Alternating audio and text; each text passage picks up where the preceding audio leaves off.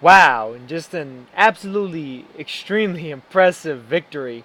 Luis Neri manages to defeat Shinsuke Yamanaka by fourth round TKO, stopping him, just completely, beating him down, bludgeoning him, and taking out, a top 10 pound for pounder, a guy that's been a world champion at bantamweight for a number of years now. I think it's about 6 years now that he's, or maybe not quite 6 years, but I believe this was supposed to be his 13th or his 14th defense of his title, and Luis Neri just put that to rest. It's kind of funny because a lot of Yamanaka, even though Neri had a little bit of what I might call underground hype from certain segments of the population, myself and some other people that like to cover the lighter weights and such. There was a lot of people that felt like Yamanaka, he's just too skilled. He's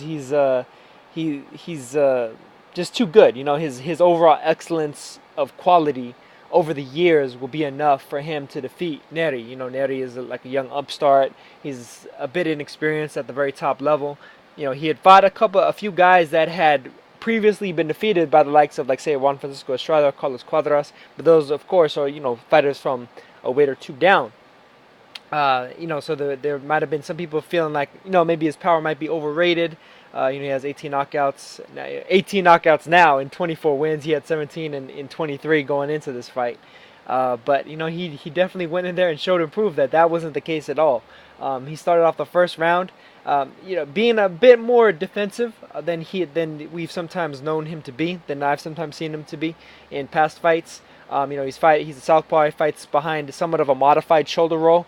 He kind of angles himself off so that he's not square at all. Like he's pretty much has like his right foot and right hand completely in front of his left. And it was really working well for him because Yamanaka, he does get a little bit left hand happy, and he looks to really time that. A lot of times he'll throw the left cross as his lead hand instead of like he'll even dispose with the jab. He'll jab a couple of times to kind of range find, and even that jab is really snappy. It's a really snappy, sharp punch normally, and then he'll shoot the left cross on its own oftentimes. But a lot of times there were instances where Yamanaka would miss it completely simply because Neri would kind of time it right where he would roll away from it and Yamanaka would just fall short like by an inch or two. It's like, very, very good, excellent gauge of distance from Neri. There were also a couple of times where Yamanaka did manage to land it, but Neri, in rolling backwards, would kind of rolling up, under, and back, with the shoulder roll kind of technique, would be able to take off quite a bit of the steam from the punch, and so there was never any instance where he looked stunned or shocked by Yamanaka's power whatsoever. Natty just kind of took it in stride. There were a lot of times where he even blocked the punch either with his lead hand or his backhand. Usually his lead hand, when he kept his right hand up. It seemed like the occasions where Yamanaka would land a sharp left hand, Neri would start, lifting up his hand like up a lot higher up on his head so that he'd be able to more effectively catch and block it, and then be able to possibly shoot counters behind it. And a lot of the counters that he did shoot were very, very effective as well. He would counter Yamanaka's jab with his own. And even as early as the first round, that jab landed hard. It was like a piston ramming jab that knocked Yamanaka clearly back. Whereas Yamanaka, even though Yamanaka's jab looked very snappy, it wasn't landing particularly cleanly, thanks to Neri kind of rolling away from it and or blocking it. But the first round was a little bit fair on the even side, but give the edge to Neri. He definitely appeared to land just the harder, more significant shots. The second round was a lot more Neri. He was landing more, landing a good jab to the body and following up with body shots kind of around Yamanaka's guard, and just basically kind of looking to punish the body and to basically be able to cut off the distance, because Yamanaka did have a height and reach advantage, a fairly significant looking one. In fact, height advantage of I think it's 2 inches listed, but I think Yamanaka might be a little bit taller than he's listed at. And then the reach advantage definitely looked fairly sizable too. It was at least 3 or 4 inches of a reach advantage. So Nery was definitely looking to be able to cut him down off on the pass. Cut off any kind of movement that might allow Yamanaka to utilize that reach advantage more effectively. And he did so very nicely too. In the third round, Yamanaka, or actually at the end of the second round, just wanted to make a note of the fact that, that Nery landed a couple of shots that wobbled Yamanaka. Yamanaka responded back in kind to try and, rock Nery. He landed a good left hand, and Nery got all up in his face as the bell rang, like, because that punch landed right at the bell. And Nery got all up in his face like, yeah, like, you didn't hurt me as bad as I hurt you. Kind of showing some of the machismo out there. And then the third round, Nery just pretty much started to kind of take the sails away from Yamanaka the way that I see it. Yamanaka still landed a couple of shots here and there, a couple of sharp jabs, a couple of left hands, but overall Nery, it just appeared like, when Yamanaka would land on Nery, Nery was able to either take the punch or able to take most of the steam off of it. Both of those things kind of at the same time, because Yamanaka very rarely ever really hit Nery cleanly. Nery's shown excellent defense. Very improved defense, for a fighter still on the rise, 22 years old, going on 23 in December. Definitely still kind of learning on the job, so to speak, especially, against as high a quality of opponent as Yamanaka. But he's definitely passing the test in flying colors, considering the fact that he was able to respond to all that with just sharp counters of his own, very hard shots, and like every shot that Nery was able to land cleanly, it looked like it was visibly really affecting Yamanaka. Yamanaka looked like he was getting more tired with each passing round as he went back to the corner. And finally, in the fourth round, even though he came out, kind of knocking his gloves together, Yamanaka did. Ready to fight again, once more, trying to, see if he could get his footing back in the fight, strategically speaking. Nery just lambasted him, just completely started hitting him with everything, and he managed to catch him with, I think it was like a left cross lead, then a right hook behind it that rocked Yamanaka back into the ropes, and then Nery just followed up, hit him to the body a couple times, went back up to the head, and was just beating him around the ring when Yamanaka's corner actually jumped in the ring. His cornerman actually jumped in the ring to get the fight stopped, and they saved him in the fourth round. Incidentally, interestingly enough, up until the stoppage, two of the judges had scored it 2 rounds to Nery, 1 for Yamanaka. One of the judges had scored it 2 for Yamanaka, 1 for Nery. I'm guessing that judge that had it for Yamanaka had probably scored the first and the third for Yamanaka, because Yamanaka did land a couple of nice clean shots towards the end of both of those rounds.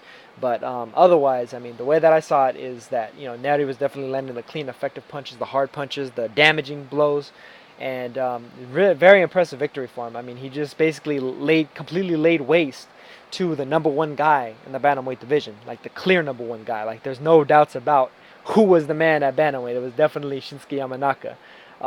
He went in there, just kind of made fairly quick work of him, and he's basically the new number one guy. I mean, you can't help but rate him there, simply based off of the way that he not only defeated the top guy in the division, but he defeated him so handily. Because I mean, when you compare him and Yamanaka to everybody else in the division, I mean, Yamanaka was the WBC champion. He's the Ring Magazine champion, so he's basically the Lineal champion.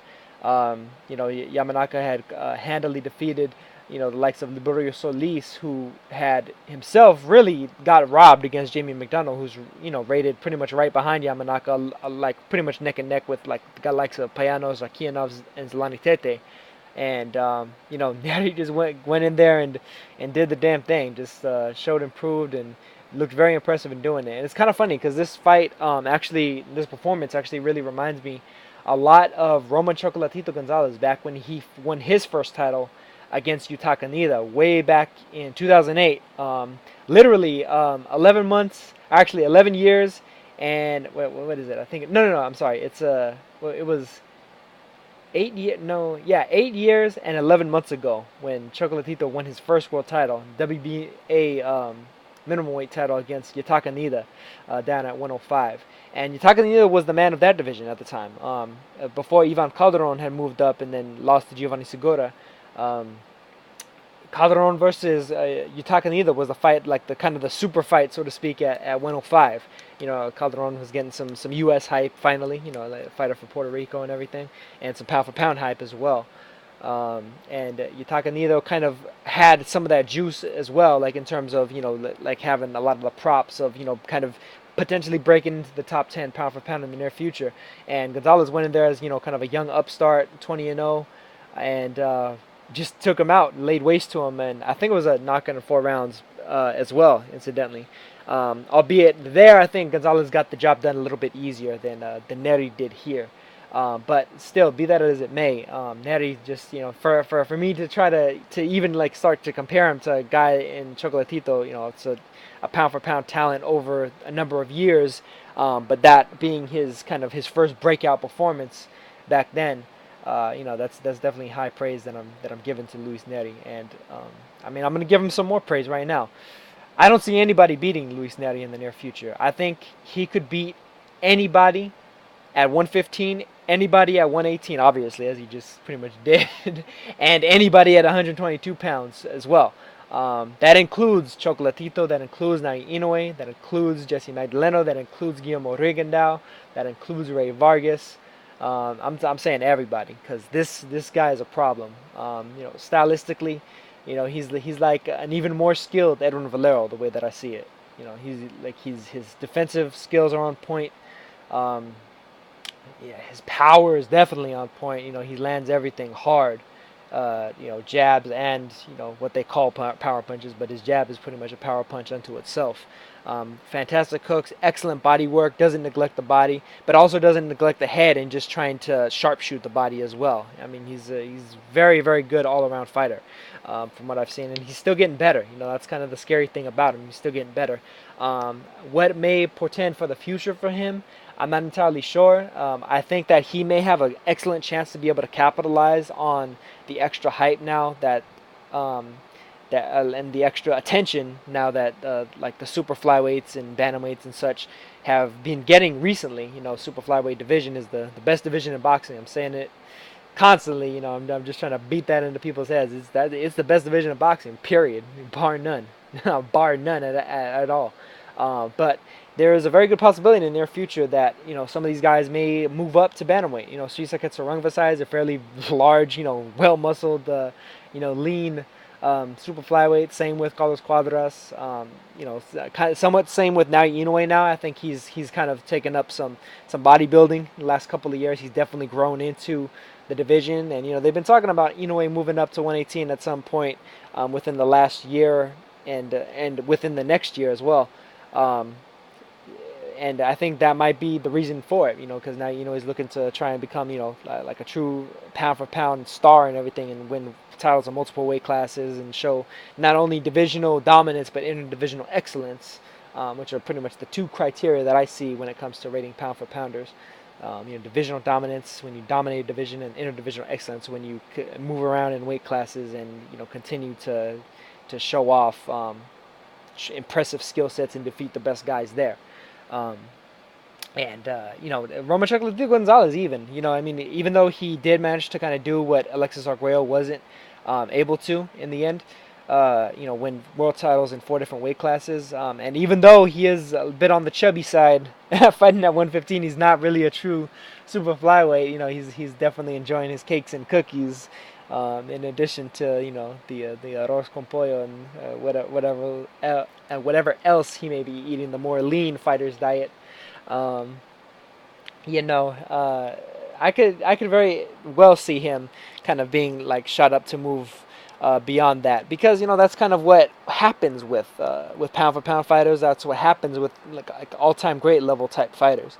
We wind up having to demand more of them. That's why Floyd Mayweather moved all the way up to 154 and everything. And, that's the reason why some people are clamoring for Andre Ward, especially at 175, to try and finish the job and fight Adonis Stevenson.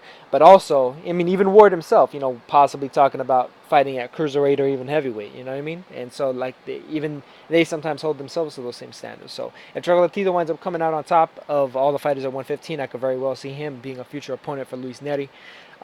Same with Estrada, same with Cuadras, same with Wisexio Wangeke, aka Shinsuke Sorongvasai, same with Naoya Inoue. But the thing is, like, just as it stands right now, and this is pretty much largely purely based off of eye test, but also based off of the accomplishment of defeating Shinsuke Yamanaka, I favor Nery over all those guys. I think he could dominate at 118 for a number of years, as long as he's able to make the weight. And at 122, I don't see anybody stopping him. Nobody. But that's going to be all for this one. I'll catch you guys in the next one. Peace.